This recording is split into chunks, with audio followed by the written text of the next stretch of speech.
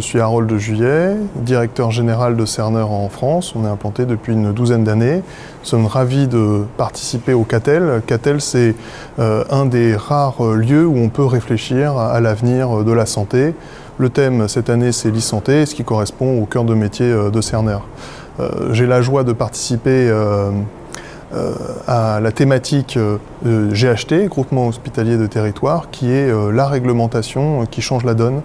Et c'est une réglementation en plus qui est très intéressante parce que tous les acteurs s'accordent pour dire que c'est très intéressant et que ça fait bouger les choses. Donc j'aurai l'occasion avec deux participants qui sont aussi mes clients, le CHU de Nantes, en la présence de Pierrick Martin, le DSI, et le DIM, M. Dufossé, du GHT autour du CH de Lens, de discuter de ce que font le GHT.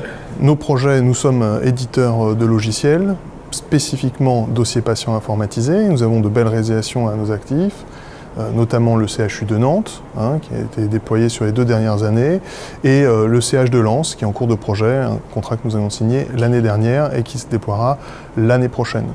Ça, ce sont nos réalisations cœur de métier. Le GHT ouvre les portes à différentes extensions et notamment à l'interopérabilité à l'intérieur du territoire.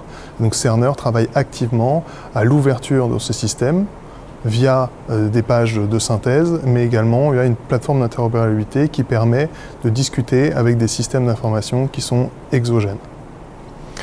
Et donc nous attendons aujourd'hui de cette séquence de discuter des différents enjeux. Il y a un enjeu de stratégie. Faut-il aborder la convergence des systèmes d'information à un pas accéléré et ou travailler sur l'interopérabilité par palier, c'est le versant stratégie.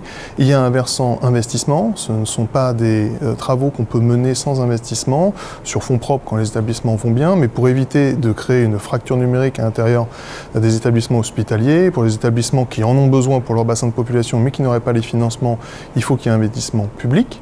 On va dire ça, c'est l'aspect financement, argent. Et le troisième volet, troisième enjeu, c'est l'aspect contractualisation. C'est-à-dire qu'aujourd'hui, les acteurs qui sont de bonne volonté se demandent comment faire pour contractualiser et coopérer avec les industriels dont on fait partie, selon des règles de jeu claires et qui restent, disons, peut-être pas à définir, parce qu'elles sont sûrement définies, mais à communiquer clairement. Nous sommes un peu dans une zone de gris qui reste à éclaircir, et pour que les professionnels soient au courant et ne fassent pas d'impair en la matière. Donc c'est les 3 enjeux que j'espère qu'on abordera aujourd'hui dans la table ronde.